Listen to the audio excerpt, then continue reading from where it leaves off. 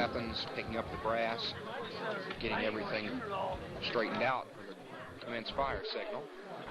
They've been firing at a series of targets set up out on the range. I'll show you those in just a second.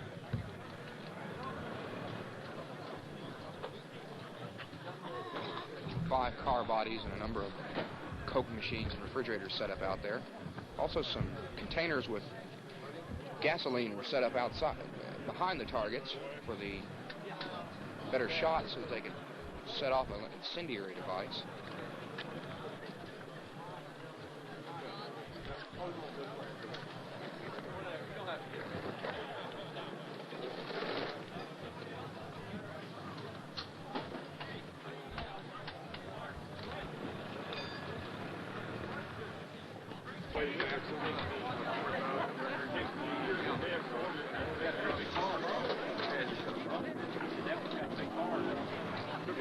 She wrote $2,700 checks last week.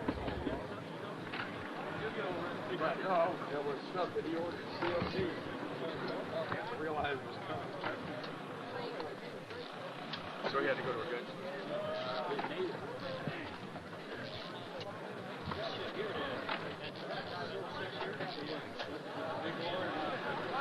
Did you get everything you needed? Okay, we'll do the 9mm. Okay. Go ahead. Okay, is this good for you? Yes. Your name is? My name is Linda Farmer, and I represent a company called Hard Times Armory out of Smyrna, Georgia. And we are a Class II manufacturer of machine guns and silencers. Okay, and the gun that you have right now that you're shooting with is a? This is a Browning Takedown modified with a silencer on it. It's a 20-inch silencer. Okay, what do you recommend the use of this gun for? When you don't want to disturb your neighbors, if you're a shooter and you have private property and you get a lot of complaints from your neighbors about the cause of, the source of the noise being an irritant to them, a silencer is an excellent weapon to be able to take out in your backyard and shoot quietly and silencers are particularly effective on machine guns because it does completely change the sound factor. What was a sharp noise then becomes something like a car backfiring way down the road, and that's when you're standing right next to it. It doesn't carry as far. It acts similar to a car muffler, but on a much sophisticated level. You want to give us a demonstration of this gun?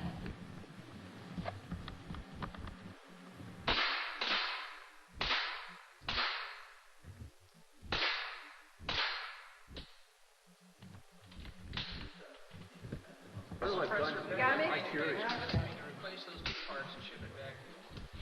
Can you imagine how happy police departments are going to be when they hold SWAT training on a weekend? They discover that in order to replace their... Linda, what are you loading now?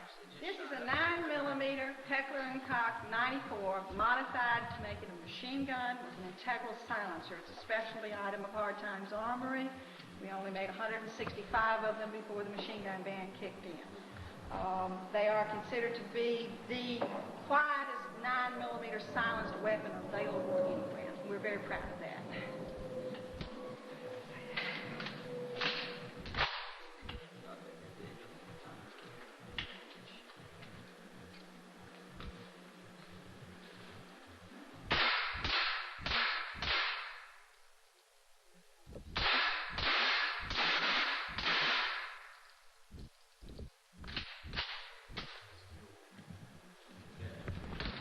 Linda, what kind of, as far as lead bullets are concerned, what's the recommendation that you have as far as this gun is concerned? We do recommend to our customers that on this particular design that they not use lead bullets because it will significantly wear the life of your silencer down.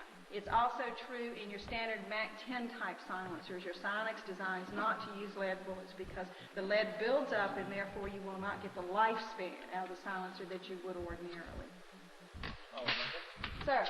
158 grain knife leads work beautiful for that purpose. I bought about 5,000 of them suckers when somebody got a bunch of them from Smith when they stopped knife lead production. 158 grain with 3.7 will even operate the Uzi semi-auto action and still stay subsonic and no leading problems because that's what it was made for, to keep down the lead problems in ranges. Jeremiah, you want to get on film? Want to do the kick? Come show them a garden hose it was, okay? Moto or semi-truck? I've only got 5 rounds in here. Pull, and I'll get on the target. You tell me when he's ready. Okay. Are you ready? Yeah.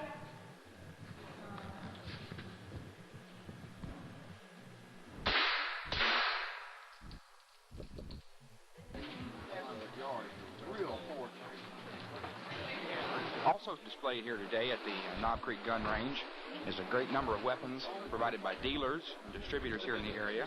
We've got assortments of weapons, ammunitions, and equipment and accessories to go along with your fully automatic weapons. We're going to be talking to several of these fellows.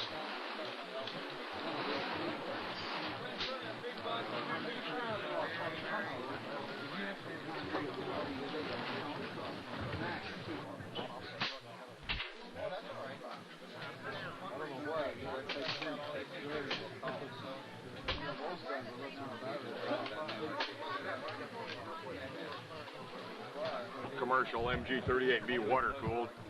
It's a copy, basically, of a 1917 Browning that John Browning invented for World War I. A standard machine gun in the United States all the way through the Korean War. This is a Russian gun, World War II. It's called an SGM-43 Goryanov. It shoots cartridge at 7.62 54R. That's a standard Russian gun used on their tanks and a ground gun and et cetera, et cetera. Although it's not being made anymore, most likely. This gun here, this is an FN Model D BAR. It's Fabrique Nationale's last BAR, again a gun designed by John Browning. Has a quick change barrel, you can switch calibers. This one here is at 70,000 rounds to it, only broken 5 firing pins. It's a good running piece of iron. Then here's the gun. Where's that mag? Here's the gun, their latest. This is 1950s. This is an FN Mag 58. There's only 7 of these in the United States. It's a standard NATO 308 caliber light machine gun, quick change barrel again. You know, just like that one if it would come off, but it's froze on from heating it up. We've been shooting it. But anyway, that's that one. This right here is John Browning's first machine gun, 1895 Colt potato digger. They call it a potato digger because when it runs, that piston operates so it digs potatoes if you got it too close to the ground. That's what our Navy used in the Boxer Rebellion. It was used quite a bit. We used a lot of them for training purposes in World War I, and Russia bought a lot of them from us in World War I. This is a 20-millimeter Solothurn anti-tank cannon called an S-18-1000. It was made in Switzerland. Germany used it. Germany gave a lot of them to the Italians, and they used them in the Tunisian campaign. But by the time they got it issued, the tanks were too fast and the armor was too heavy. You know, because it's hard to hit a 30-mile-an-hour tank with a gun. You got to swing around. It weighs, 130 pounds or so. This down here is a 1917 A1 Browning water-cooled. It's a 1936 version of the 1917 job, just reinforcing stirrup. A few changes in the top cover. Different method of putting the caps on it.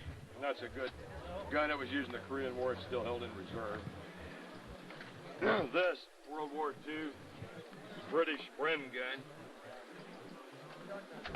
The Mark II Bren 303, that's a standard British light machine gun used in World War II. Mark? Okay, Kent, tell me something. How long have you been firing automatic weapons? Since 1971.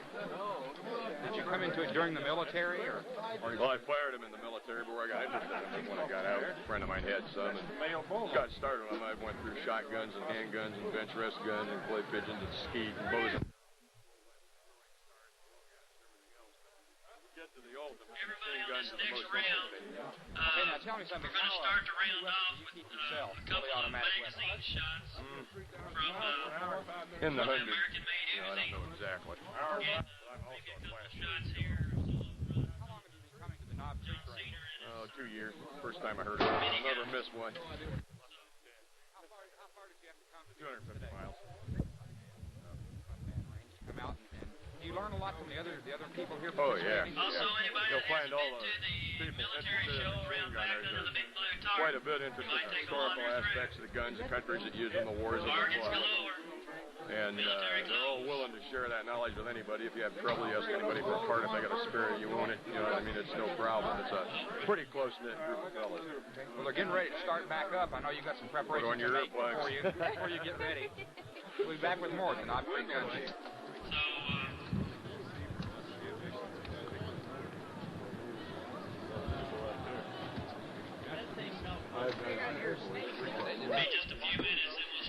Which one? The 5-hole break? 5-hole break recoils less. I really don't know. Oh, yeah. I'm going crazy because everybody registered everything in the first piece of my 5. That's right. Well, yours is different.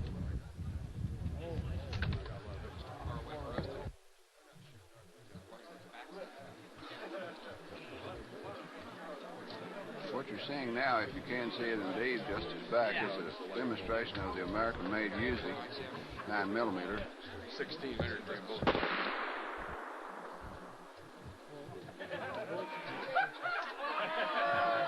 It just jammed on my back.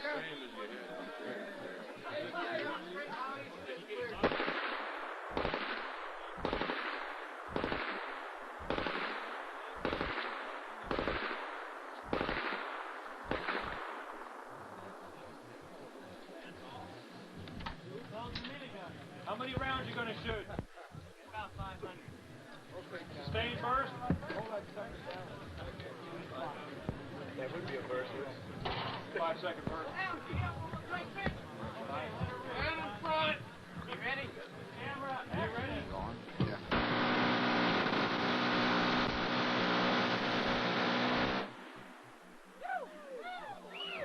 In case anybody was wondering, that's what's called a minigun. Those were mounted on helicopters in Vietnam and are still presently mounted on them. It's an incredible weapon with an outstanding rate of fire. Seen her, and that's a modern reproduction of the gun that was used in the nose of the Cobra gunship. It's called a General Electric M134 minigun.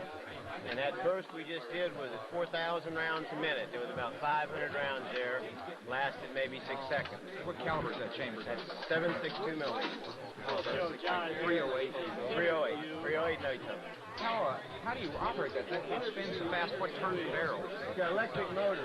Drives right here on this side. You see the green connector going into the electric drive motor. It's a 3-horsepower electric motor. It runs off of 2 batteries that I specially built out of same batteries in that go into spacecraft. Did you build this weapon yourself, or? We built it out of parts, salvage parts, and welded up cut up pieces of a receiver in order to make the gun. How many people have miniguns here in the United States? Are they the only person? As far as I know, there's 6 legal licensed guns. 6. That's one of 6. An expensive thing to shoot now, isn't it? Well, 308's coming down a little bit, so 308 ammo's coming down. And it's anywhere from 12 to 30 cents a round, depending. And it's actually a Gatling gun type device because it has multiple barrels, right? Electric-driven Gatling gun. Right. You're going to fire that off this evening? There's some tracer rounds. This evening, I got a 500-round belt of just tracer. Uh-oh, that's going to Do be that pretty same to see. thing with just tracer. Thanks a lot. Sure, thank you.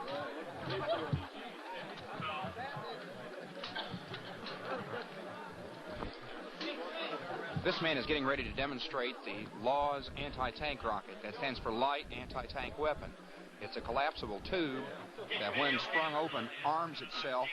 It's used by our ground troops all over Europe and basically everywhere that American soldiers would come up against a tank threat. You'll notice he's moved well out because of the backwash of the weapon. He's moved well out away from the crowd.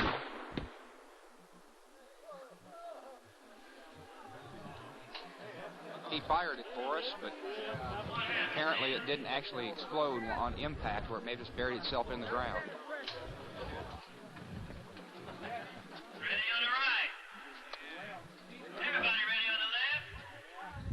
Come in.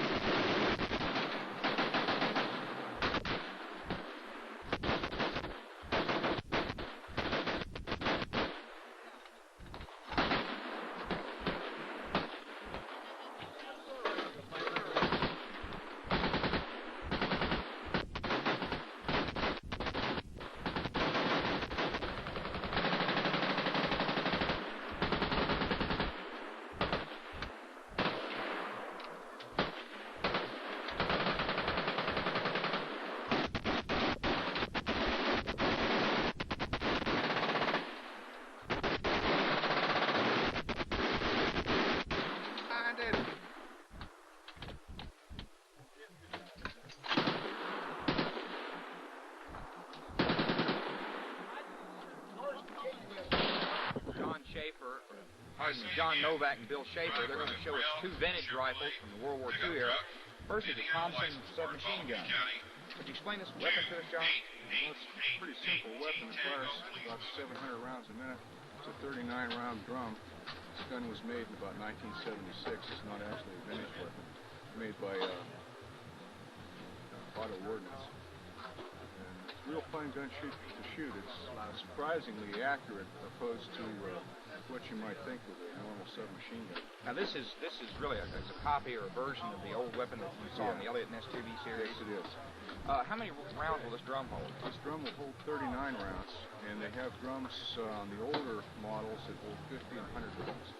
And the nice thing about shooting this weapon is that it doesn't really kick very much. With the cuts compensator on here, it keeps the barrel down, and you just lean into it a little bit, and you can fire a whole clip or a whole drum out, and it doesn't really climb. This was really a very useful weapon in World War II. It went through all the campaigns. Yes, it did. Most of what they had in World War II didn't have the cuts compensator on them, and after about the third round, you were shooting up in the sky.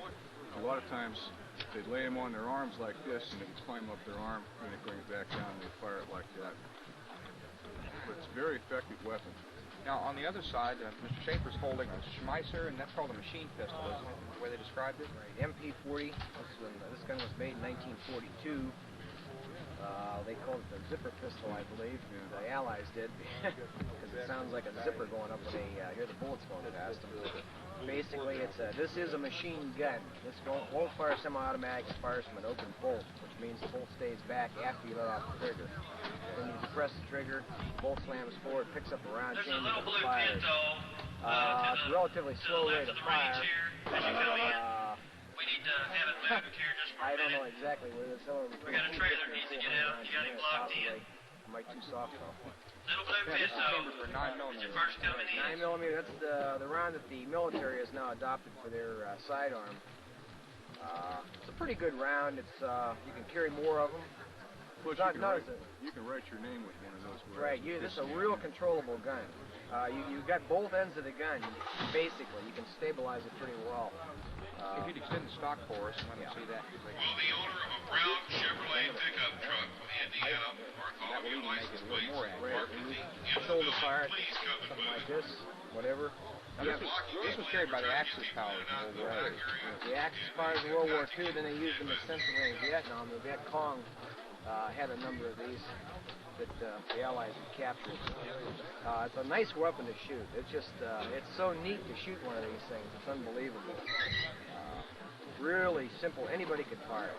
Didn't this give the Germans the initial advantage in World War II, the fact that they were all armed with the machine gun instead of the Garand action rifle? Yeah, this weapon here, actually, this was the first, I believe, the first production weapon where it was made out of stampings and plastic. I believe this was the first use of plastic in any military weapon. It was real simple to make. It was inexpensive to make, and they could probably hammer them out really fast. Now, this is really a collector's item, this type of weapon. Right. If anyone's interested in obtaining one of these and they can find them, what's one in good condition going for? Okay, the best guesstimate today after this law would be anywhere from $1,100 on up to who knows what. Depending on the condition. Depending on the condition, there might be some history behind one. Depends on what you're looking for. A collector will probably pay some bucks if he gets, something with some good history, a nice shape. Whatever. And then again, it goes on how much you're willing to pay for it. If you want something bad enough, you're going to pay. What about a vintage Thompson like this? I know that one's maybe 76. Yeah. But this would be probably $1,200 or so now, $1,200 to $1,800. And in comparison to a vintage weapon, you're probably going to have at least a couple $1,000, depending on the condition and, of course, if there's any history. Now, I heard of one that supposedly shot, who's that, Pretty Boy Floyd there in Ohio? Somebody. One of the gangsters in Ohio. Somebody. No, it's Floyd. Floyd? And I think that gun was going for like $4,000. Just because of its history. Now, Billy's got an MP40 that has a frag mark on where whoever was carrying it, that frag of the grenade hit the gun too, but there wasn't any documentation of it, so... That's a little bit of the history that you can imagine. Yeah. Now, you fellows are going to be firing these today. A little bit later, yes. Do you mind if we come back and watch you from the firing? Oh, please do. Okay, we'll be back with them when they start shooting. We're talking with Don Turnbull and Don Waffenfest about a 50 caliber rifle that they're going to be firing here today. Tell me a little bit about this weapon. All right, this is a weapon that was designed for use in World War II, and it was designed by a team led by Captain Boys of the British Army. It's a BSA-built rifle. It's called a Boys Mark I, and normally it would be fired off a monopod, but I don't have that with me today. This one has been rebarreled to fire the 50 caliber Browning machine gun cartridge, so it's single loaded. It's a big bolt action. The lockup is in the side rails of the receiver rather than standard bolt action type lockup. It utilizes a cut down and rethreaded 50 caliber Browning machine gun barrel, and the barrel and receiver assembly move in recoil very slightly in the front trunnion and on these two rails back here. So it helps a little bit to take up the recoil. Was designed for use as a portable anti-tank weapon prior to World War II. But by the time the weapon came into use, the war started, tanks were far too heavy to be effectively battled with a light weapon such as this. Was it originally calibered for a 50 caliber shell? No, the original caliber is 55 Boys. It was a specially designed cartridge, probably designed by Holland & Holland, because it was a very large, very powerful belted cartridge. And it used a 650 grain bullet approximately with a steel core at over 3,000 feet per second. So being designed really to be anti-personnel individuals inside the tank? Well, no, they only had the one round. They only had the one round that was armor piercing. It was meant to actually pierce the side armor on light tanks and do engine wreckage or light up the fuel just by banging around in there. But as I say, it did wind up as an anti-personnel weapon in Africa eventually.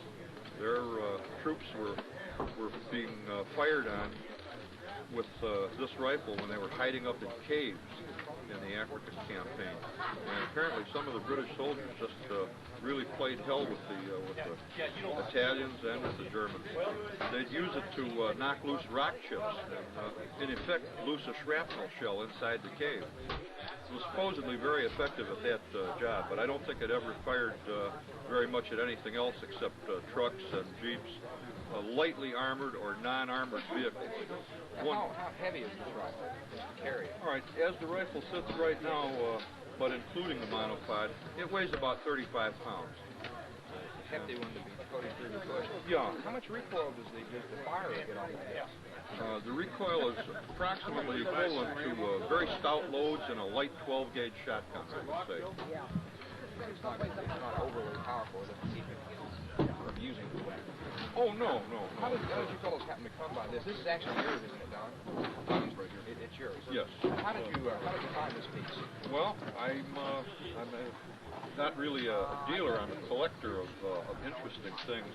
And a friend of mine had this and offered it to me one day. He was sort of distressed for money, and I bought it from him. Just one of those lucky things.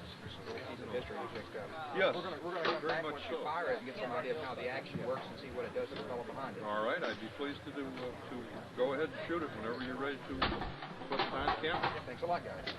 Jim Gilmore is going to tell us a little bit about the weapons that he's brought. The first thing is his tripod mounted 30 caliber DC Prado. Yeah, this is a 1984 Browning, air-cooled version of the earlier water-cooled gun. Thank you. And this one here was made by Broadhead Armory. Yeah. The original gun, new manufactured side. It's set up in 8mm right now. And I have conversion kits for it to shoot 30-06 and 308. It'll handle any of them. The belts will fit any of the bullet belts. Is making that conversion mainly a matter of changing the barrel, or is the actual action of the rifle? Just you pull the back off and pull the bolt out, and the barrel comes out. You change the barrel, and there's a small spacer in the inside of the paint tray here. Anybody needs any ammunition? They got loads of it over here in the underneath the blue tar. Yes, real cheap. Back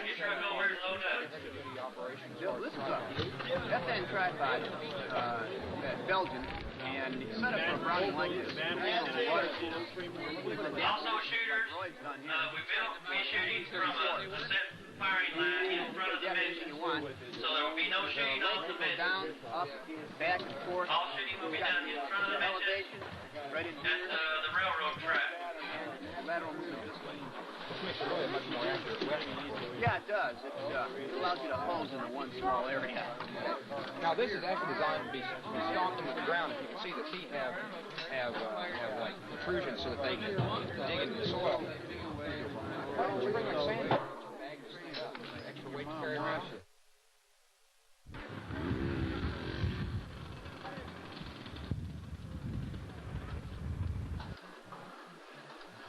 You see some people in front of you setting up a game playing area. What they're going to be doing is demonstrating a survival game. Out here at Knob Creek, on the weekends, they have survival games. And what that is a mock war, basically, between two teams. They're using CO2-powered pellet guns that fire paint globules, however that word is said. And an opponent knows that he's hit once this paint balloon or paint pellet hits him and bursts on his clothing. Now, normally this game is played in an area about as large as the firing range, but it's completely wooded. Of course, the participants here at the Machine Gun Day would not get a chance to view it if they were in the woods. So they've moved it out here to sort of a different surrounding. You'll notice on the far left-hand side of your screen, a man who is working with a yellow flag. The object of the game is to capture the other team's flag. On the right-hand side of this field, as we're facing it, is an orange flag. And you notice the people setting up their defensive positions there to make certain that they can defend against the attacking force.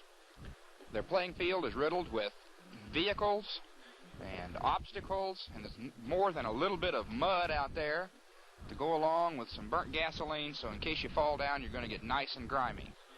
They're getting ready to start here in just a few minutes. We're getting underway here. They're racing through one another. You notice the team's trying to outflank the defenders there, coming up around behind them, taking defensive positions at the yellow flag. The attacking force hasn't gotten too close to the orange flag yet. You'll notice every now and then they stop and reload. There, point blank.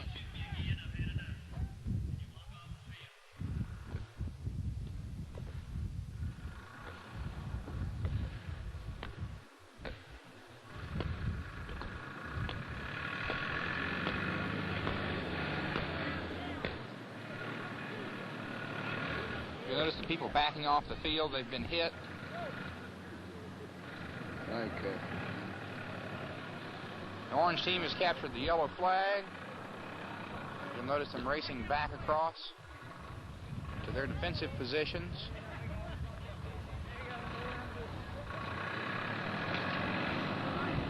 I think it's safe to say the orange team won.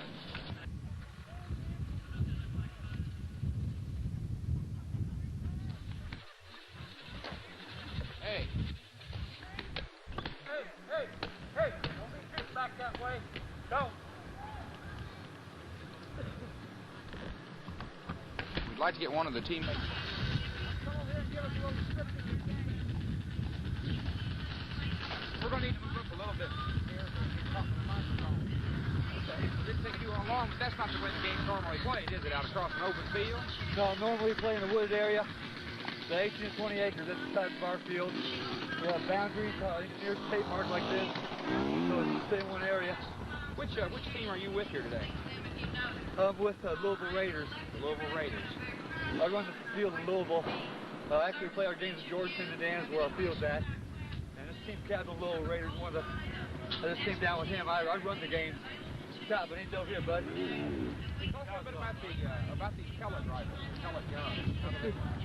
The CO2, single-shot CO2 air pistols. They're called nail spot. They shoot a 68 caliber paint pellet. It's made out of gelatin, same type of material you find on Tylenols, that type of thing. When it hits on you, it breaks. Okay, now this is actually one of the pellets here. You're firing red-colored gelatin in? They also have orange, yellow, So we're also working on luminous type, so we want to play in the dark. I know that these things sting when they hit you up close now, don't they? It's like getting flipped with a wet towel. It's not too bad, really. It's a real close shot. Normally, you've seen when you get shots, usually 25 to 30 yards away. So it's not too bad at all. With the close range shots, they'll leave a bruise on you. I notice that you all are wearing heavy eye protection against those things hitting your eye, of course, which is unacceptable. Yeah, that's the only way you can really get hurt. Now, you've adapted this weapon. This only carries normally about 3 or 4 shots, right? Well, actually, the tubes come in 10 shots to a tube. So the tube itself fits inside the magazine, whereas we've just created what we call a magazine extender that enables us to carry 20 rounds instead of the normal 10. Okay, now is that pretty standard amongst the... Much experienced players, league-type players, yes. And you have, now, if you'll turn around and show them on the back, this is a CO2 canister, and it just allows you to go 10 ounces. How long does that last? Through an entire game, or would you have to... 700 to 800 shots, which is probably 7 or 8 games. So that makes it a lot easier then to maneuver and all. How long have you all been playing survival games? I've been running... I've got my field I've been running for 3.5 years now. Tomorrow we're having a big tournament for raising a benefit, $10 per head, and all of my proceeds are going towards Central Vietnam Veterans Memorial Fund to build a monument in Frankfurt. We've got 7 teams coming this year. In 1986, the National Survival Games North American champions are going to be here, the headhunters from Cincinnati. So we'll hope to raise over $1,000. Sounds great, sounds great. You can catch your breath here. Are you all going to play any more tonight? Probably not. Probably not. It's getting a little dark. Everybody came here for the machine gun shooting and everything.